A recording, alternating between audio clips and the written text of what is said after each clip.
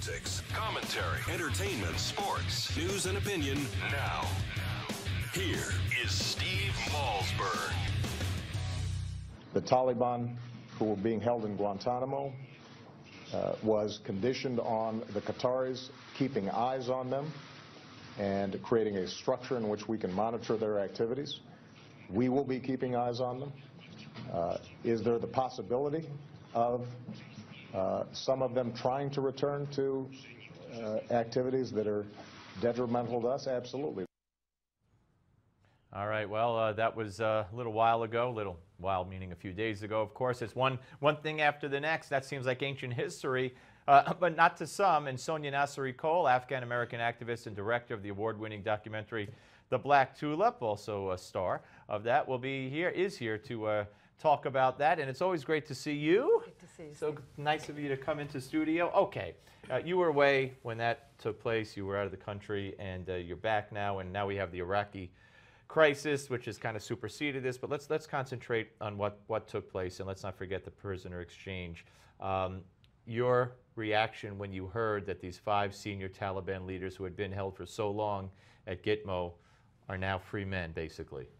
Devastating, devastating. I just can't, I don't know since when we're negotiating with the terrorists. And for Afghans, a huge blow. You know, Afghans believe in conspiracy theories, so they're thinking that, you know, we're pulling out and we're releasing the bosses of the Taliban back at you. And they are really, really afraid of what's going to happen and feel deceived.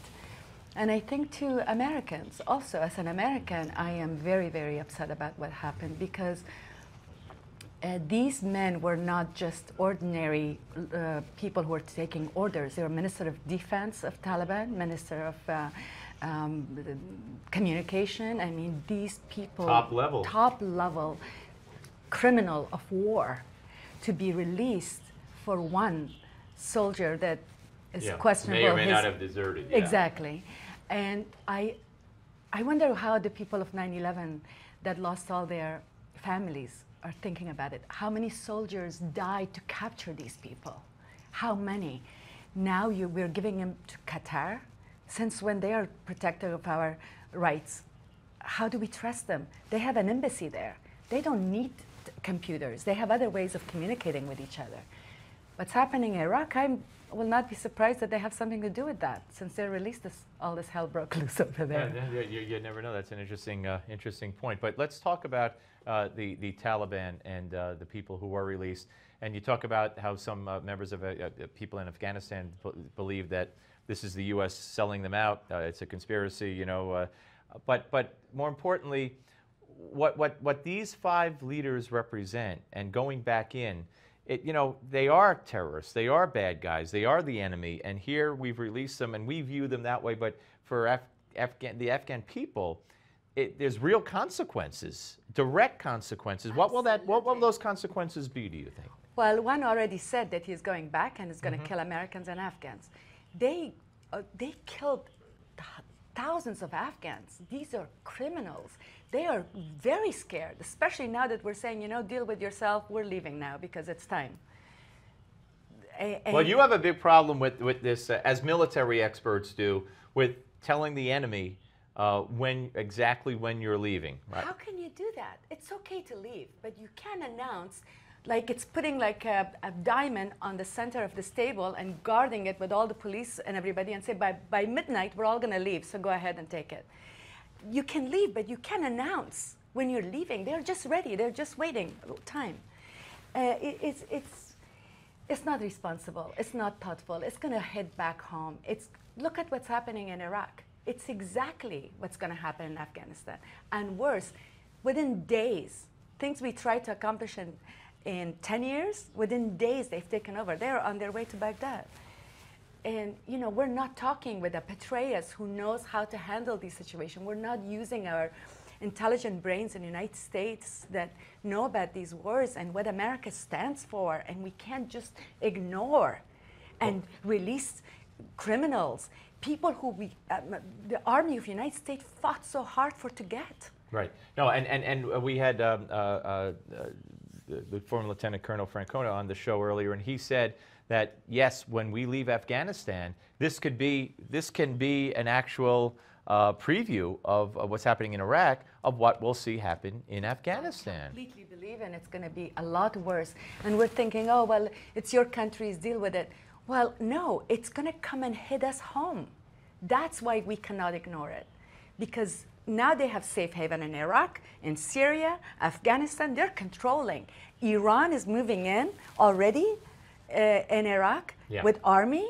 I mean, really, are we crazy? Are we not seeing what's happening? And we're saying, well, it's not our problem. Let the government of Iraq handle it. Well, that's how they're handling it. When you hear, and this annoyed me when I heard it, not to diminish what Michelle Obama was talking about, but because we've had you on to speak about this many, many times, the role of women, education in Afghanistan. But when she presented the Boko Haram attacks in Nigeria, she presented Boko Haram as an organization that is against women getting an education or girls getting an education, when in fact, Boko Haram, just a month or two earlier, before they kidnapped all those girls, slit the throats of boys at a boarding school. I mean, they'll kill anybody. They ravage villages. They rape, they pillage, they kill, they burn. So for her to present to America, as she did in place of her husband on a weekend address, that Boko Haram, this is a war against girls getting... So if they believe that, and if that's what they want us to believe, the terrorists are really so bad about, that's the worst thing about terrorists, then how does the president release... And they talked about their daughters, and they have daughters, so it comes home to them. Then how do you release these thugs back to Afghanistan? What's that going to do to help girls get an education? You know what I'm saying? Education. These were the men who cut the nose of women, cut their breast off, tortured them physically, raping villages. These are not just education that they're against education. They're against destroying women in every way, shape, or form that they can. To make so light of them, it's shocking to me. It's really shocking. First of all, it's an illegal act that he did. I mean, we don't even...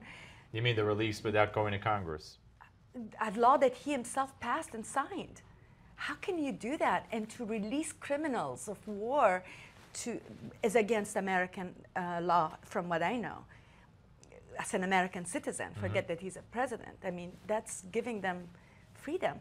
These guys are out to get us. It's beyond comprehension. Well, the American public in the polls that have been done certainly reflect your feelings, and it's a good thing, because there are some who think the other way, but I can't put myself there. All right, when we went into Afghanistan, into your country there. After the Soviets had previously gone into Afghanistan, and you saw how that ended, and now you have a glimpse of how this is going to end. I'm asking you to speak for the Afghan people, which isn't fair, but speak for yourself. What is the future of Afghanistan? Where does it go from here? I mean, we've talked about this in the past, and you've had very dire predictions. I still feel the same, and probably worse than ever now that these 5 are released. We created more enemies. There is a lot more Osamas now out there in Afghanistan prior to us going to Afghanistan. Afghan people are feeling deceived and really thrown out to the dogs now. And as an Afghan, I feel that we did not do the right thing, and we're not doing the right thing at all. This release was just a nail on the coffin for the Afghan people. Okay, the exclamation point on where they feel things have been headed. Exactly. Yeah. And as an American, I feel like I don't feel safe in America by us doing this kind of thing. It's devastating on both ends for us. And I really think we have to watch where this administration is going, because we have to protect ourselves here.